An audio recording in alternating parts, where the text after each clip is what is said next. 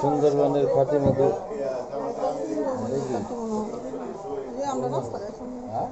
ও এটা বিয়ার মিষ্টি। বিয়ার কে মা ওইটা মেরেল্লা ম্যারেজটা পালন করছে, ম্যারেজটা পালন করছে।